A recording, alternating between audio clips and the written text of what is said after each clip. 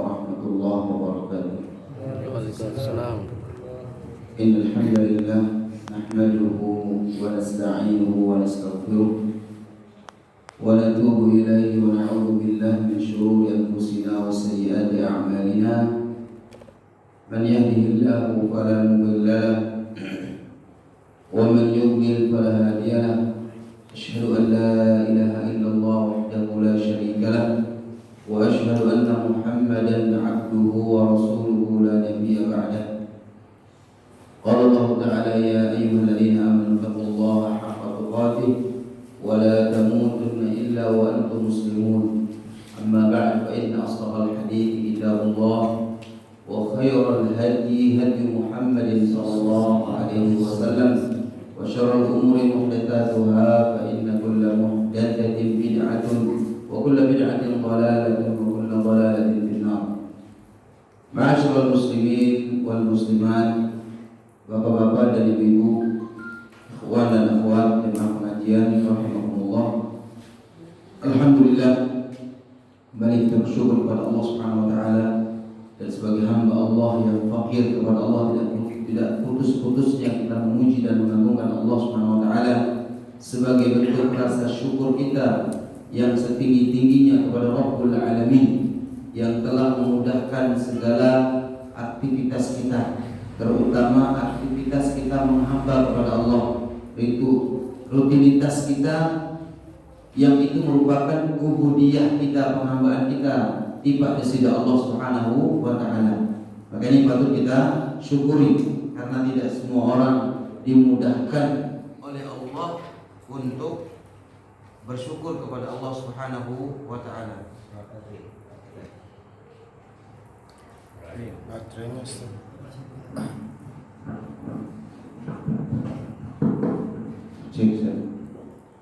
Jadi tidak semua manusia dimudahkan oleh Allah untuk menjadi orang-orang yang bersyukur. Oleh karena itu Allah mengingatkan dalam salah satu ayatnya, wa qalilun min ibadiyasy syakur. Ia sekecil dengan saat bersyukur di Allah Subhanahu wa taala. Orang bersyukur banyak mungkin hanya sekedar mengucapkan alhamdulillah di lisannya. Padahal syukur itu tidak pernah sempurna sampai kita mensyukuri Allah dengan 3 rukun ini. Kita bersyukur dengan lisan kita, yaitu senantiasa berzikir dan memuji Allah atas segala nikmat yang Allah berikan. Setidak-tidaknya terucap di lisan seorang mukmin apa? Alhamdulillah. Yang kedua, rukun daripada syukur adalah ketika seorang hamba meyakini bahwa segala kenikmatan, segala anugerah, segala karunia, hidayah apapun itu bersumber dari Allah semata. Bahkan sebaliknya, ketika seorang hamba diuji oleh Allah, diuji oleh Allah Subhanahu wa taala, jangan kira ujian itu juga kadang-kadang membawa apa? Rahmat bagi kita. Ujian itu adalah membawa rahmat bagi seorang. Diuji dengan penyakit, diuji dengan kelaparan, diuji dengan kematian, diuji dengan berbagai macam musibah lainnya. Bahkan sebelumnya kita diuji dengan adanya gempa dan fenomena-fenomena alam lainnya. Ini bagian daripada apa? Rahmat dari Allah pada hakikatnya. Nah, di sana kita dilihat ke Allah, bukan kita bersyukur kepada Allah, meyakini bahwa semua sumbernya dari siapa? Dari Allah Subhanahu wa taala. Namun terkadang waliyadzubillah sudah diberikan peringatan oleh Allah, terkadang luwih panjang Allah nilik sadar-sadar masih doang yakin bahwa musibah itu datang disebabkan keyakinan-keyakinan yang berbau kesyirikan. Meyakini ini penghuni laut sedang marah lah, meyakini penghuni gunung sedang ngambek lah, dan berbagai macam sugesti ataupun persepsi-persepsi anggapan-anggapan. Padahal Allah mengingatkan, wa ma bikum min nikmatin fa min Allah.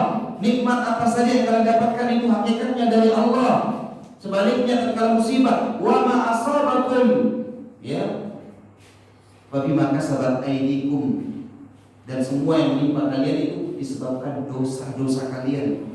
Kalau itu sebabnya dosa-dosa kita, berarti yang berhak mengazab kita siapa? Allah Subhanahu wa taala. Allah. Tapi musibah gempa dan semisalnya kenyengkeun keperingat insyaallah. Ya, kita sedang diingatkan oleh Allah. Yang berduit dengan kadang-kadang apa?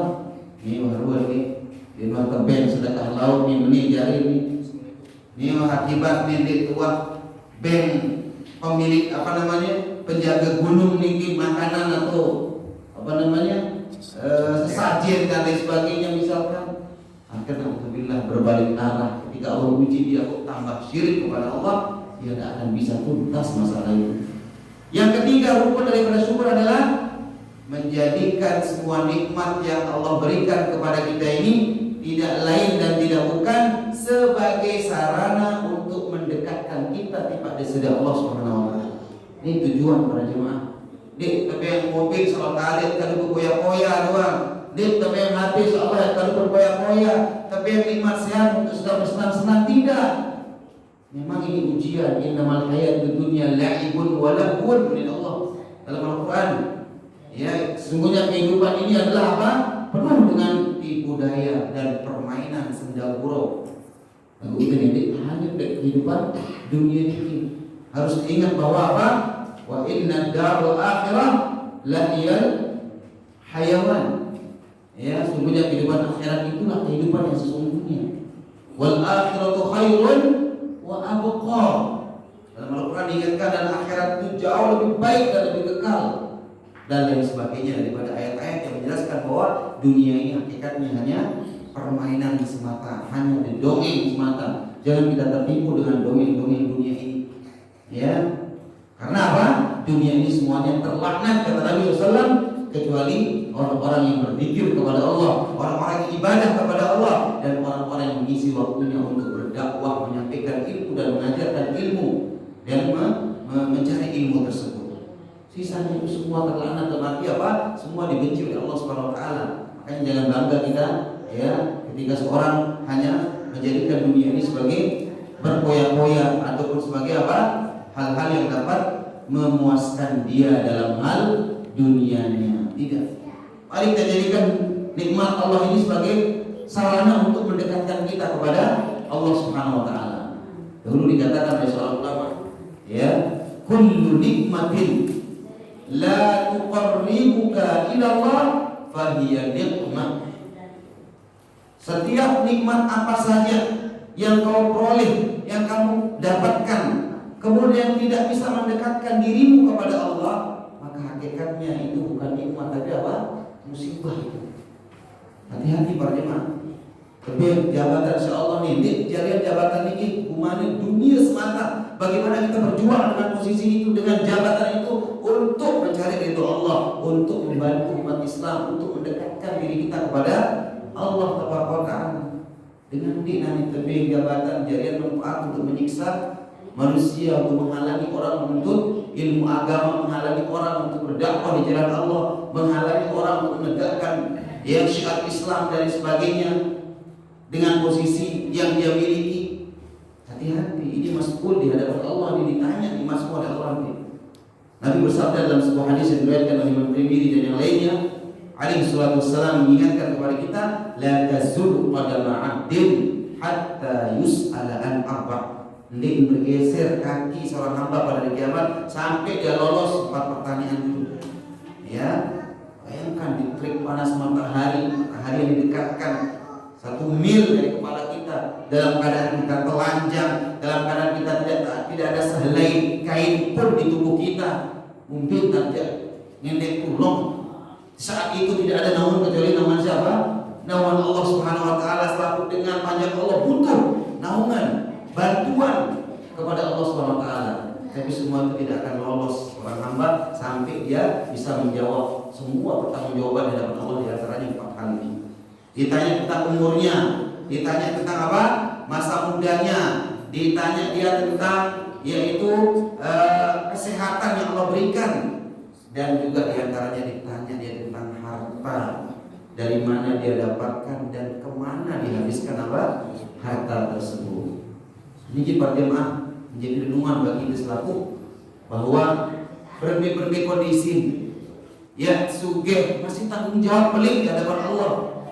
Ya hidup pas-pasan pun tanggung jawab di hadapan Allah juga. Jadi semua ini akan apa? Ada pertanggungjawaban dari Allah. Semakin besar anugerah dan nikmat yang kita terima, siap-siaplah kita untuk menjadi pertanggungjawaban dari Allah. Oleh karena itu mari kita manfaatkan nikmat-nikmat tersebut. Salah satunya adalah nikmat sehat. Ya, insya Allah maka manfaatkan untuk kita isi dengan apa? Kebaikan. Sempatkan diri untuk kita beribadah kepada Allah. Ya, nanti panggil untuk ibadah sholat, kadang-kadang masih abot, masih malas untuk jalan sholat. Ya, diajak untuk menuntut ilmu agama, terkadang kaki ini berat untuk melangkah menuntut ilmu agama dan sebagainya. Padahal kalau dia tahu bagaimana keutamaan orang menuntut ilmu agama, luar biasa. Ya, seandainya kalian tahu keutamaan untuk ilmu agama ini, tentu kalian tidak akan pernah apa? Tidak akan pernah alpa dari menuntut ilmu agama ini, menghadiri majelis ilmu. Di situ dibacakan ayat-ayat Allah, dibacakan hadis-hadis Rasulullah Sallallahu Alaihi Wasallam sebagai nutrisi bagi jiwa kita, sebagai asupan bagi hati kita ini. Karena sering saya ingatkan bahwa butuhnya kita kepada ilmu lebih butuhnya kita kepada apa? Makan dan minum, sebagaimana nasihatnya para ulama. Karena mengingat tentang keutamaan menuntut ilmu, berjalan pergi mendatangi majelis ilmu. Nabi mengatakan, "Idza marartum bi riyadil jannah farta'u." Apabila kalian melewati majelis ilmu yang itu merupakan taman dari taman surga, mampir, duduk, bersimpuh di dalamnya. Karena apa? Karena majelis ilmu itu majelisnya malaikat. Majelisnya malaikat. Artinya malaikat jelas membawa rahmat, membawa apa? Keutamaan dari Allah, keberkahan. Kemudian berbeda kata para ulama dengan majelis-majelis lain, majelis ilmu. Majelis yang penuh dengan guyonan, segapuro, omongan yang tidak baik, alhamdulillah ya, ghibah dan sebagainya. Ini majelisnya asyayatin, majelisnya setan. Bagaimana penjelasan Imam Ibnu Qayyim dalam salah satu kitab beliau Al-Wabilus Sayyib, yang mengingatkan bahwa mari ramaikan majelis ilmu. Saya ingat majelis ilmu ini majelisnya para malaikat. Ya, selain itu ini tidak luput daripada namanya mainan yang menyanyiakan, yang membuat kita lari dari berzikir kepada Allah. Hati-hati bisa masuk pada majelis apa? Majelisnya syaitan. Ya, maka itu yang kita perlu ingatkan diri saya pribadi dan kita semua yang hadir di tempat ini. Insya Allah pada jemaah, alhamdulillah kondisi sudah semakin membaik ya untuk di NTB pada umumnya dan khususnya di Lombok Utara. Kita akan kembali mulai mengkaji kitab dari kitab-kitab para alim ulama kita yang berisikan tentunya Al-Quran dan hadis. Dari hadis-hadis Rasulullah SAW mengingatkan kita akan kehidupan kita sehari-hari, akan amaliyah kita dalam kehidupan sehari-hari. Maka insya Allah yang akan mencoba kita sama-sama menggali ilmu dari buah karya salah seorang ulama kita, yaitu Al-Hafidh Ibnu Hajar Al-Asqalani Asy-Syafi'i, seorang ulama yang bernama Al-Hafidh Ibnu Hajar ya Al-Asqalani Asy-Syafi'i. Beliau dari mazhab Syafi'i ya. Beliau menorehkan buah karya yang sangat bagus untuk umat ini, kita yang berjudulkan Bulughul Maram. Kita Bulughul Maram. Insyaallah ini akan menjadi kajian rutinitas kita di tempat ini. Ya, mudah-mudahan pada pihak kesehatan insyaallah tetap menuntut ilmu. Kita akan mengkaji satu hadis demi satu hadis insyaallah, atau kalau ada waktu nanti mungkin 2 hadis ya, tergantung waktunya yang memungkinkan bagi kita. Namun kita Bulughul Maram ini ya mencakup banyak pembahasan ya, dari mulai kita tentang bersuci ya, kita tentang bersuci sampai ditutup dengan kitab Al-Jami', kitab yang berkaitan tentang adab-adab sehari-hari. Nah, karena kitab ini panjang lebar ya, jadi ada pembahasan dari kitab Thaharah, kitab bersuci, kitab sholat, kitab masalah jenazah, kitab puasa, haji, ihram ya, umrah dan haji, kemudian kita tentang jual beli dan segala hal yang ada di dalamnya, kemudian tentang piutang, sewa menyewa ya, kemudian juga barang temuan, kitab nikah, kemudian kitab tolak ya tentang perceraian, raj'ah, rujuk, kemudian tentang nafkah, kitab tentang kasus-kasus penanganan kriminal atau hudud, had-had, ya, yaitu penegakan hukum di dalam kasus-kasus kriminal yang terjadi di dalam syariat yang mulia ini, ya, dan hukum-hukum yang berkaitan tentangnya di perzinahan, mencuri dan seterusnya. Kemudian juga kitab jihad, kemudian juga kitab at'imah tentang masalah makan, ya, at'imah ataupun tentang masalah kurban, penyembelihan, mencakup juga di dalamnya tentang aqiqah, ya, kemudian tentang sumpah, nadar dan iddah, dan juga apa? Perbudakan, dan terakhir kitabul jami', kitab yang mencakup seluruh tentang adab-adab sehari-hari. Nah, karena waktu yang tidak memungkinkan, yang kurang lebih bisa berkunjung di tempat ini karena juga banyak jadwal di tempat yang lain, ya. Jadi maksimal dapatnya paling 2 kali sebulan, insya Allah. Bahkan pernah juga kadang-kadang apa 1 kali sebulan karena ya kita bergantian dengan beberapa ustadz lainnya, dan juga tiang pribadi di Mataram banyak kesibukan, ada yayasan yang kita urus, ya, belum lagi kajian di tempat yang lain, belum lagi urusan-urusan keluarga dan lain sebagainya. Terkadang banyak waktu yang tidak memungkinkan untuk kita berkunjung. Namun insya Allah, ya, walaupun kita bisa jumpa sebulan sekali atau mungkin maksimal kita dapat 2 kali dalam sebulan, ya tidak menghalangi kita untuk terus menuntut apa?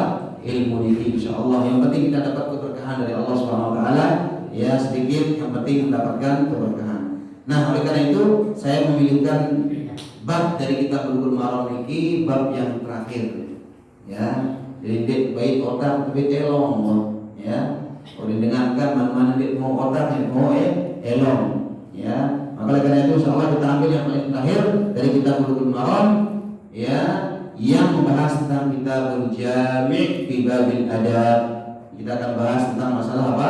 Adab-adab yang dikumpulkan oleh Al-Hafidz Ibnu Hajar dalam kitabul jami' tersebut, ya. Jadi kita akan ambil insyaallah karena berkaitan dengan adab ini sangat penting para jemaah sekalian, ya. Karena adab ini memiliki pengaruh yang luar biasa pada kepribadian seorang, ya.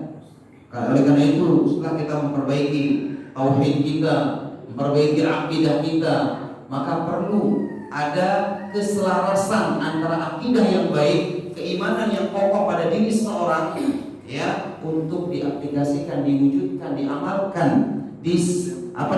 selaraskan, disatukan dengan adabnya. Jangan hanya merasa, oh yang penting hatinya baik, apapun gawe terserah. Enggak. Kita harus berusaha bagaimana kita mengindahkan kehidupan kita ini, adab dan akhlak kita dalam kehidupan sehari-hari. Sehingga adab akhlak ini kadang-kadang apa? Menjadi cerminan dalam kehidupan kita. Betapa banyak orang menilai apa? Zahirnya seorang, dan itu adalah adab dan akhlaknya. Ya, kalau orang doang sholat di lagu, kata-kata lagu dikit kaitannya dengan apa? Penilaian adab akhlak zahirnya. Maka oleh karena itu Nabi Shallallahu Alaihi Wasallam, ya, pernah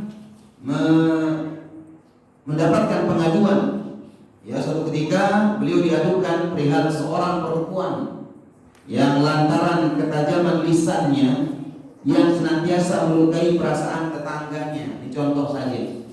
Bayangkan, dia orangnya rajin puasa, rajin dia beribadah, takut mohon maaf beweh bahasa Indonesia, mulut, ya, tidak bisa dijaga, omongannya kotor, suka nyumpah, suka menggunjing, kasar, provokator, menjadi penajam, menyulut perpecahan, bukannya menjadi seorang penasehat, ya. Nah, ini bahayanya. Kemudian apa?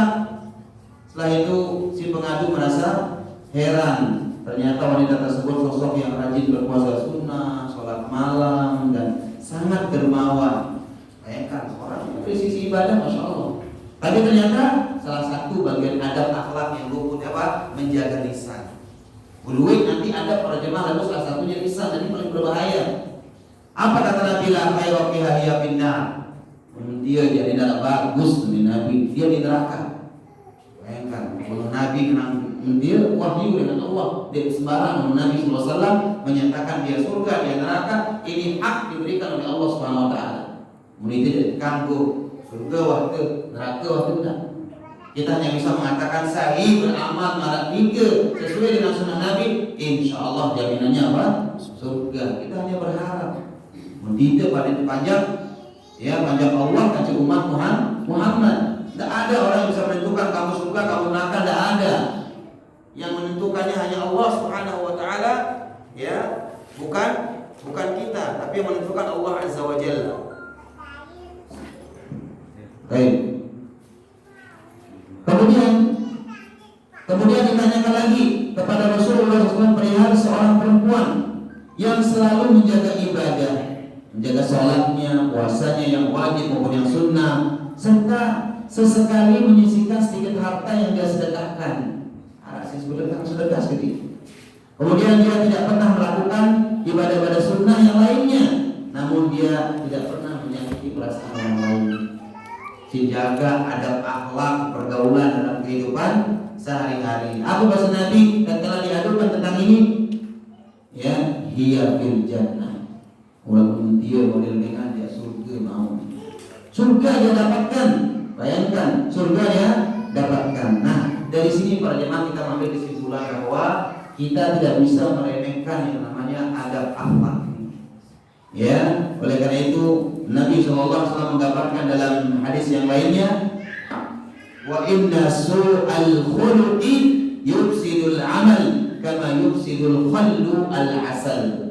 Bahasa Nabi SAW, ya, dalam riwayat At-Tabrani, beliau mengatakan sesungguhnya akhlak yang bejat, akhlak yang buruk itu akan merusak amal soleh, amal ibadah seorang. Sebagaimana cuka, daun cuka pada zaman cuka, pedis nika bisa kalau tidak acar biasa kan? Cuka itu merusak rasanya apa? Madu. Coba baik madu segelas campuran cuka satu botol nu berembir rasa mesak para jemaah. Ya, rusak rasanya. Begitulah ibadah yang kita lakukan bisa-bisa rusak gara-gara akhlak kita yang bejat. Ya, ini terjadi di masyarakat ini. Mohon maaf kadang-kadang apa? Masalah hutang piutang. Masya Allah, masalah sholat ya rajin sholat, rajin ngaji. Lalu udah mau hutang si lupa bang hutang yang baik, tagih hutang si lian dia. Ya kan, kadang-kadang si lupa hutang, kadang-kadang keramonan, ngeremon, ngamuk dan semisalnya. Ya, atau mengeluarkan kata-kata yang kotor. Ya, atau menjadi naman kata Nabi, suka mengadu domba, menyuruh permusuhan. Pada Nabi mengancam lain yang berjana tanamah, tamu surga dengan sapagawian suka apa? Mengadu domba. Dalam tanda kutip dia kekal di neraka para jemaah selama dia muslim pasti akan masuk apa?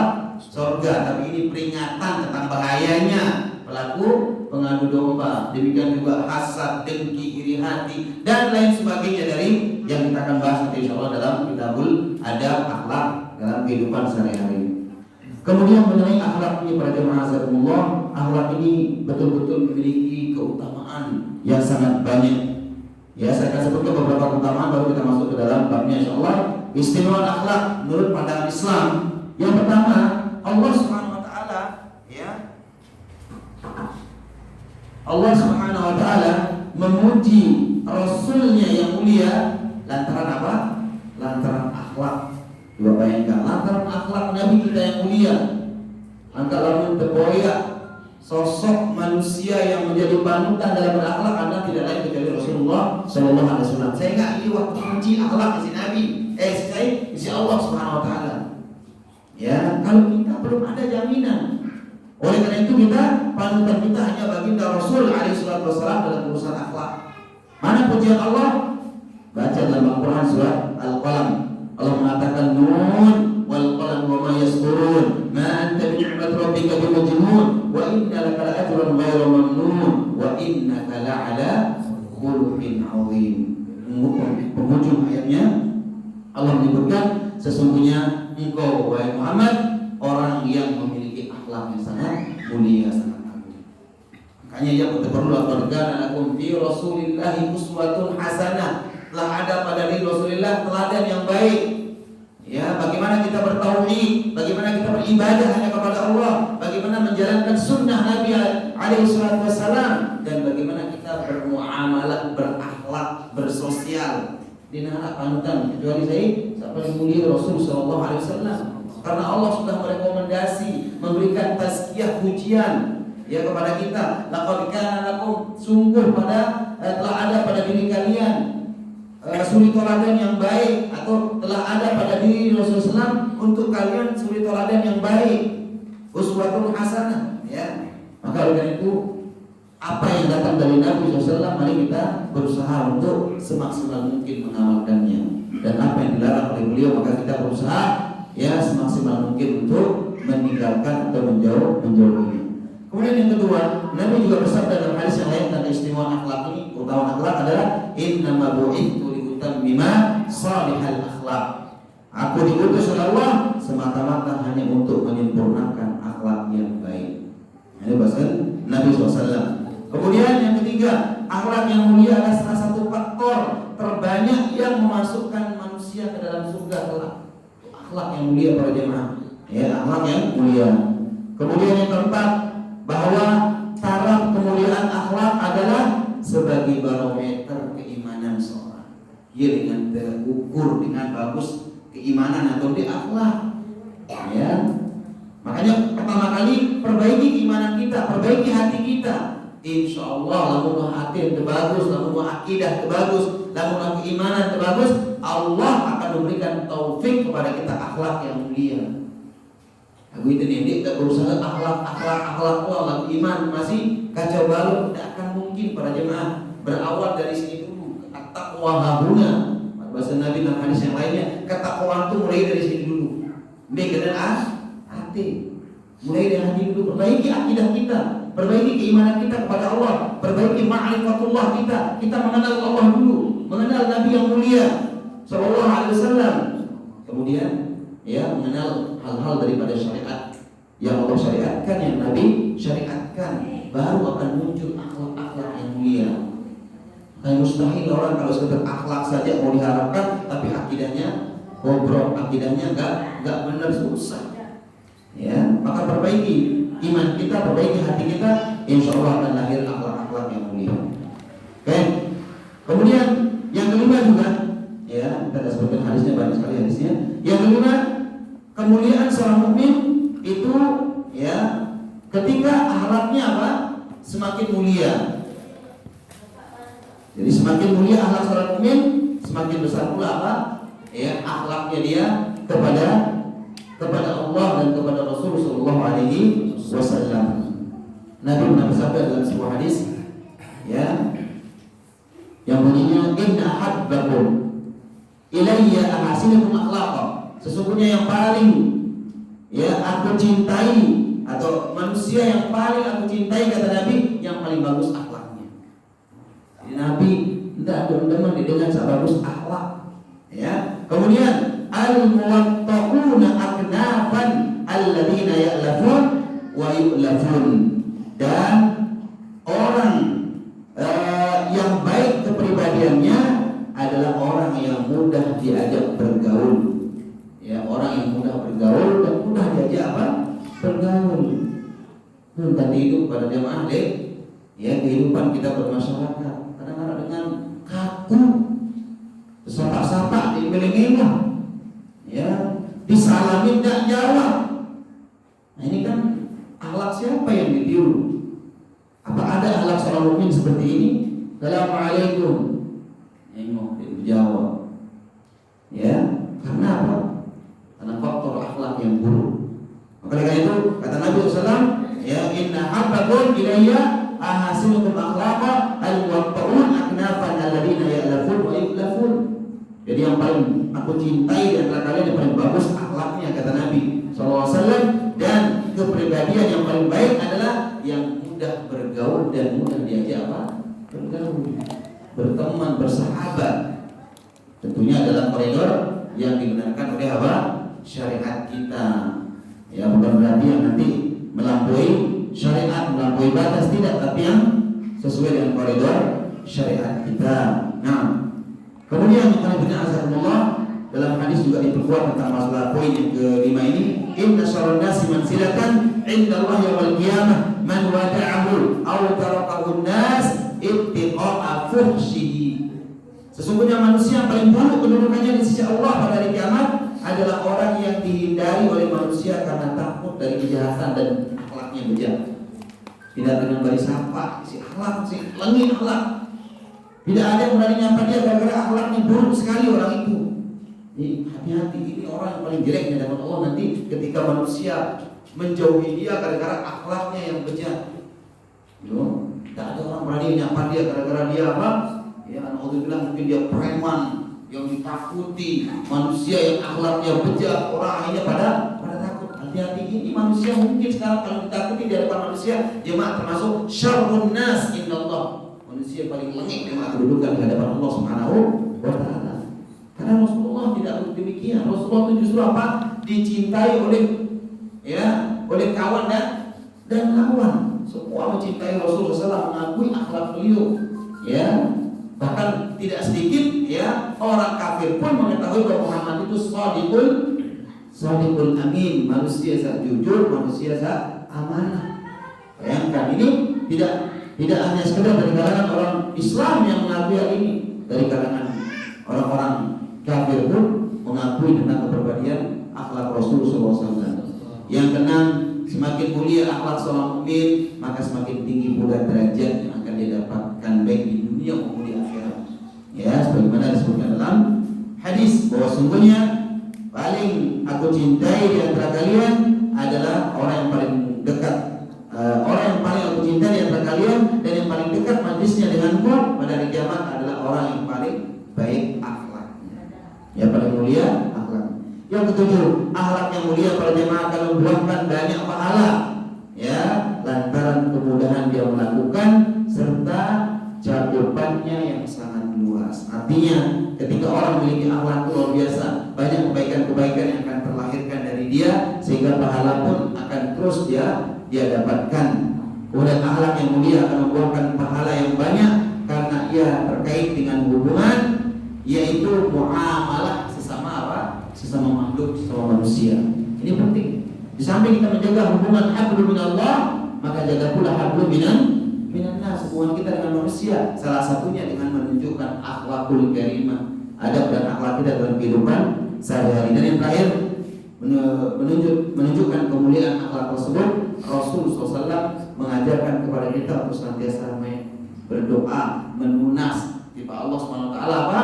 Yaitu akhlak yang mulia. Salah satu doa beliau adalah Allahumma ahsanta khalqi fa ahsin khuluqi. Ya Allah, ya Engkau telah memperbagus rupa atau bentuk fisikku, ya rupa dan bentuk fisikku, maka apa? Fa ahsin khuluqi, maka perbaikilah akhlakku. Demikian juga dalam doa yang lain, Allahumma hdini li ahsanil akhlaq, li ahsanil a'mal wa ahsanil akhlaq, la yahdi li ahsaniha illa anta, wa qini sayyi'al a'mal wa sayyi'al akhlaq, la yaqi sayyi'aha illa anta. Ya Allah, tunjukkanlah kepadaku amalan yang paling bagus dan akhlak yang paling bagus, dan tidak ada yang bisa menunjukkan akhlak yang paling bagus serta amalan yang paling bagus kecuali Engkau ya Allah. Dan peliharalah aku ya Allah dari amal-amal yang buruk, dan jagalah aku Allah ya Allah dari akhlak-akhlak yang buruk, dan tidak ada yang bisa menjaga semua itu ya Allah kecuali Engkau. Lunas tiba Allah akhlak yang mulia para jemaah. Kita minta kepada Allah setelah kita belajar tauhid, belajar akidah, belajar keimanan yang baik, kita mohon kepada Allah taufik supaya kita diberikan kemudahan untuk menjadi orang-orang yang berakhlak dan bisa mengamalkan ilmu-ilmu yang kita ketahui. Ini bukan sekedar kita apa?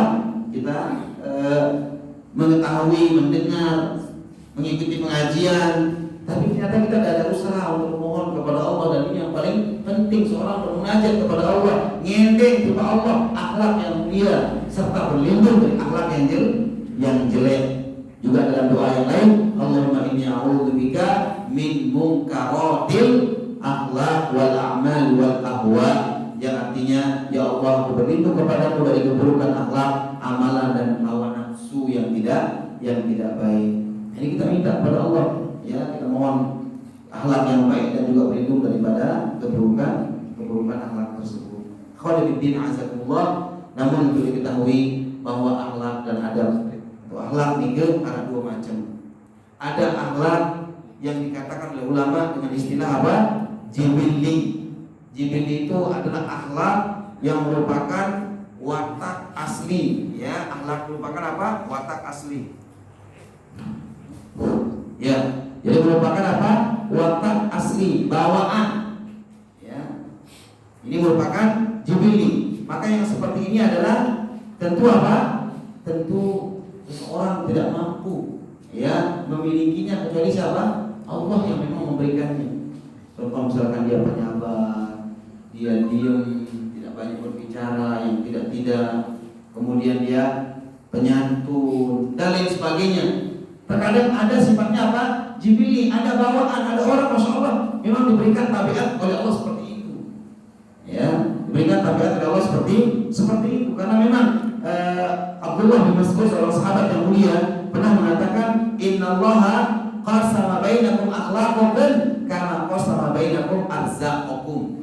Sesungguhnya Allah telah membagi, ya, akhlak yang terpuji pada kalian sebagaimana Allah membagi rezeki pada kalian. Jadi waktu bagi-bagi akhlak-akhlak insya Allah SWT kepada hambanya sebagaimana Allah bagi rezeki itu. Oleh itu minta sama Allah agar kita diberikan apa? Diberikan tabiat-tabiat yang baik oleh Allah Azza wa Jalla, endang di Allah, supaya kita diberikan apa? Fitrah yang baik dalam berakhlak dan beradab. Ya. Kemudian tatkala Nabi SAW menjelaskan kepada salah seorang sahabat yang bernama Asyaj bin Abdul Qais, ya, radhiyallahu anhu, beliau mengatakan, ya Asyaj, inna fika khaslatain yuhibbuhum Allah wa rasuluhu, al-hilma wal anad. Wahai Asyaj, nama sahabat ini, sesungguhnya pada dirimu itu ada dua perangai yang dicintai oleh Allah dan Rasulnya, yaitu apa? Kecerdasan dan ketenangan dalam bersikap. Jadi cerdas, pintar, gampang mencerna suatu permasalahan. Ini sudah akhlak yang mulia, pemberian dari Allah Azza wa Jalla, ya, pemberian dari Allah Subhanahu wa taala. Baik. Kemudian selanjutnya hal itu membuat Asyad bertanya kepada Rasulullah SAW, ya Rasulullah, apakah kedua perangai tersebut hasil usaha saya ataukah Allah yang telah menjadikan sebagai watak asliku? Kemudian Rasulullah menjawab, balillahu jabalaka alihima. Justru Allah yang memberikan kamu itu, ya, sifat seperti itu, watak seperti itu, ya. Kemudian Asyad mengatakan, alhamdulillahilladzi jabalani ala khuluqaini yuhibbuhum Allah wa rasuluhu, ya. Dia mengatakan segala puji bagi Allah yang telah menjadikan dua perangai yang dicintai Allah dan Rasulnya sebagai watak asliku. Jadi munasib Allah pada menara jenis akhlak yang menjadi apa? Watak asli bawaan seorang. Apa sih barang baru? Ya, akhlak jibili, ya, akhlak yang memang merupakan watak atau bawaan yang Allah berikan kepada masing-masing kita. Saat kedua, ada akhlak yang disebut dengan muktasab. Muktasab ini akhlak, ya, yang bisa diusahakan dan diperjuangkan dengan perjuangan keras supaya dia jadi seperti itu. Paham maksudnya? Jadi ada bentuk-bentuk akhlak yang memang orang itu berusaha untuk menjadi apa? Ya, memiliki akhlak itu. Dia berusaha, ya, itu namanya muktasab. Ya, salah satu usahanya dia apa? Berdoa kepada Allah. Yang kedua, ya, apa? Dia yakin bahwa dengan dia membiasakan dirinya, dia akan bisa seperti itu. Ya, makanya Nabi mengatakan innamal ilmu bitta'allum. Sesungguhnya untuk menjadi pintar harus belajar. Ya, ini kan akhlak yang mulia. Menjadi orang yang pintar itu akhlak yang mulia. Ya, akhlak yang mulia. Tapi Nabi mengatakan innamal ilmu bitta'allum. Sesungguhnya engkau menjadi pintar itu dengan cara belajar. Wa innamal ilmu bitta'allum, dan engkau bisa memiliki kepribadian yang baik, kecerdasan yang baik, ketenangan dalam bersikap itu dengan kamu berusaha. Sama juga kita ingin jadi orang yang penyabar. Bagaimana caranya? Kalau memang Allah tidak berikan watak itu kepada kita, bagaimana caranya? Maka apa? Harus berusaha belajar sabar, ya, dalami tentang sabar, keutamaan orang bersabar. Terus kita gali ilmu tentang apa? Sikap dan akhlak sabar ini. Insya Allah akan lahir sifat sabar ini, akan terpendam sifat emosi ini dan lain sebagainya. Apalagi misalkan banyak sekali contoh-contoh, perlu ada kebiasaan. Nah, ini namanya akhlak yang muktasab, akhlak yang bisa diupayakan, diusahakan. Jangan ini sudah bawaan saya, bawaannya apa? Suka marah misalkan, main pukul, kekerasan, suka ngomongin orang, ya suka memfitnah orang, ditegur, diingatkan, langsung menjawab apa? Niat wawata, dan bau jadi dengan aku. Salah. Kalau itu akhlak yang buruk, dia harus berusaha untuk meninggalkannya. Jangan mempertahankan akhlak yang jelek. Namun kalau ingin memperoleh akhlak yang mulia,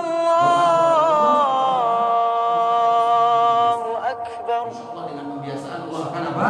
Mudahkan Allahu Akbar. Mengingat janji-janji dari Nabi Sallallahu Alaihi Wasallam yang begitu banyak. Ya, karena Nabi pernah bersabda, "Ana za'imu bi Asyhadu an la ilaha illallah. atas surga sebagai jaminan bagi orang-orang yang baik akhlaknya." Asyhadu an la ilaha illallah.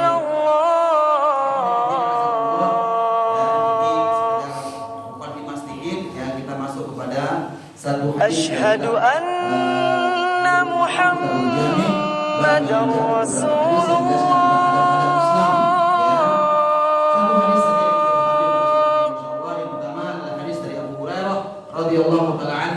Asyhadu anna Muhammadar Rasulullah.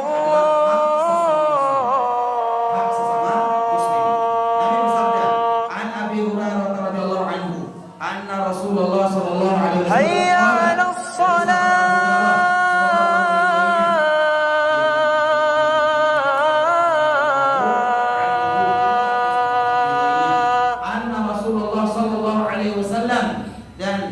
Hayya 'alas shalah.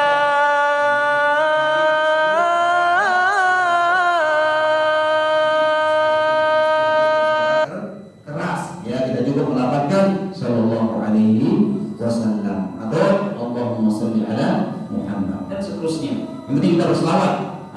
Jadi dengan pelit berkata Nabi dalam suatu hadis, ya, al-bakhil kata Nabi, man dzukirtu indahu wa lam yusalli alayya. Dengan saat pelit kata Nabi, namaku disebut tapi dia tidak berselawat kepadaku. Jadi ini sampai jadi dengan pelit, ya. Nabi sallallahu alaihi wasallam. Apa kata Nabi? Hakul muslim ala muslim sittun. Hak muslim satu terhadap muslim lainnya itu ada 6. Sekalipun ini bukan pembatasan, lagu tekanan ganti 6 perkara ini. Ya, bukan hak muslim satu hanya 6 saja. Nanti setelah itu tidak ada, enggak. Yang paling ditekankan Nabi ini. Karena inilah merupakan bagian daripada apa? Sifat manusiawi kita, sosial kita, kegotong royongan kita. 1. Qila mahunna ya Rasulullah. Ditanya Rasulullah SAW, apa itu yang 6 itu? Dia mengatakan, idza laqitahu fasallim alaihi. Apabila kamu berjumpa dengan saudaramu, maka ucapkan apa? Salam. Kalau kamu berjumpa, ucapkan salam. Ini hak yang pertama. Yang kedua, wa idza da'aka fa'ajibhu. Kalau kamu diundang, maka apa? Penuhi undangan saudaramu. Kalau kamu diundang, penuhi undangan saudaramu. Kemudian yang ketiga, wa idastansahaka fansah lahu. Dan apabila kamu dimintai nasihat, ya, kamu diminta untuk memberikan wejangan, nasihat, khutbah, ceramah, pengajian, misalkan, maka apa? Fansah lahu, penuhi permintaannya. Nasihati saudaramu karena dia butuh nasihat. Wa dzakir fa inna dzikra tanfa'ul mu'minin. Berilah peringatan, kata Allah, berilah nasihat karena nasihat itu bermanfaat bagi orang-orang yang beriman. Nah, kemudian wa idza atasa fahamidallah fashammithu. Ya, yang berapa ini? Nah, yang keempat. Ya, yang keempat. Wa idza atasa fahamidallah fasamithu. Kalau dia bersin, ya, kalau dia bersin, lalu dia mengucapkan alhamdulillah ketika bersin. Tahu bersin ya? Bahasa baksing ini, bahasa ben. Ya, biasa ini gejala flu dan lain sebagainya, atau itu normal ya, kadang-kadang muncul sendirinya, mungkin karena ada hal yang sensitif masuk ke hidung dan lain sebagainya. Dia bersin, kemudian dia memuji Allah, fasyammithu, maka apa? Berikan doa kepada dia, yaitu apa? Yarhamukallah, semoga Allah merahmatimu. Jadi bersin ini para jemaah rahmat dengan Allah. Yang penting kita memuji Allah. Aku di zaman ini segini vaksin langsung takut corona ini, ya, corona doang langsung. Puji Allah, alhamdulillah, ini nikmat dari Allah. Lain babnya kalau memang bersihnya tidak berhenti, ya mungkin kontrol Allah memang ada sakit, ya kita minum obat gitu kan. Nah, makanya kalau lebih nanti sampai 3 kali bersihnya atau bahkan melebihi batas kewajaran, ya, bersih terus tidak berhenti, maka doanya bukan lagi apa? Yarhamukallah, tapi syafakallah, semoga Allah berimu kesehatan. Doa dari sehat kalinya. Udah nanti baru sekali vaksin aneh corona langsung takut. Harusnya kita dulu ucapkan alhamdulillah. Nanti biar kita mendoakan apa? Yarhamukallah. Nah, kemudian yang keenam, yang kelima, wa idza marida fa'udhu. Kalau saudaramu sakit, jenguk dia. Pendok saudara dalam keadaan dengan sakit, ya, jenguk dia. Kemudian yang keenam, wa idza mata fattabi'hu. Kalau dia meninggal dunia, maka uruslah jenazahnya.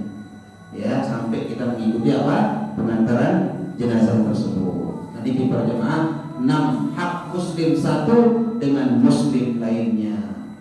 Baik, barangkali insyaallah kita akan syarah, kita akan jelaskan hadis daripada hak muslim satu dengan hak muslim lainnya pada kesempatan selanjutnya insyaallah taala. Mudah-mudahan ya Allah bisa memberikan ilmu bagi kita daripada hal-hal yang tadi disebutkan. Apabila kita ketemu saudara kita, maka kita tebarkan salam. Coba kita akan bahas bagaimana keutamaan salam, bagaimana sunnah-sunnah dalam salam dan lain sebagainya pada pertemuan selanjutnya. Demikian juga apabila kita diundang, maka penuhi undangan saudara kita. Aku perlu petunjuk undangan mana yang perlu dipenuhi, undangan mana yang tidak wajib kita hadiri, dan undangan mana yang kita dilarang justru untuk apa? Menghadiri. Mungkin butuh penjelasan dari para alim ulama kita sehingga kita tidak sembarangan untuk menghadiri hal-hal yang tentunya bertentangan dengan syariat daripada Allah Subhanahu wa taala dan Rasulnya. Walaupun hukum asalnya adalah ketika kita diundang jauh daripada kemaksiatan, maka kita menghadiri undangan tersebut. Kemudian apabila dia minta nasihat, maka kita berusaha untuk menjadi penasihat, bukan justru menjadi penyulut api pertumpah darahan dan lain sebagainya. Dan apabila dia bersih, maka kita doakan.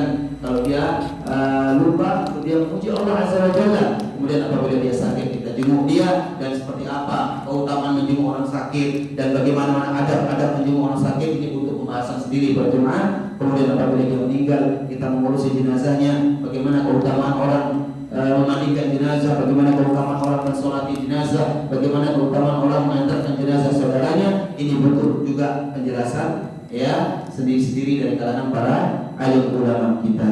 Kita cukupkan deh. Ya, baik. Berarti sampai di sini dulu mungkin hadis satu bab atau satu hadis dari bab kita berjamin dari Bulughul Maram yang bisa kita bacakan. Insyaallah ulasan atau penjelasan secara terperinci barangkali kita tunda di kesempatan selanjutnya. Bismillah. Mudah-mudahan kalian kesempatan insyaallah untuk berjumpa kembali, diberikan kesehatan oleh Allah untuk kita bisa menuntut ilmu kembali, dan semoga Allah memberkahi majelis kita pada kesempatan ini dan kesempatan-kesempatan yang lainnya. Demikian para jemaah, kurang lebihnya kebenaran hanya dari Allah Azza wa Jalla, dan kekurangan itu datang dari saya pribadi dan juga dari was-was dan gangguan syaitan. Kita beristighfar dan mohon perlindungan darinya, dan kebenaran dari siapapun ya itu datangnya dari Allah. Maka wajib kita mendengarkan sami'na wa ata'na ya, tanpa harus mempertahankan kesombongan, mempertahankan yaitu sikap angkuh kita dan lain sebagainya. Tapi kalau itu kebenaran itu datangnya dari Allah dan Rasulnya, maka wajib kita mengatakan sami'na wa ata'na, kita mendengar dan menjalankan ketaatan atau kebenaran tersebut. Aku qouli hadza, kita tutup dengan doa kafaratul majlis. majlis.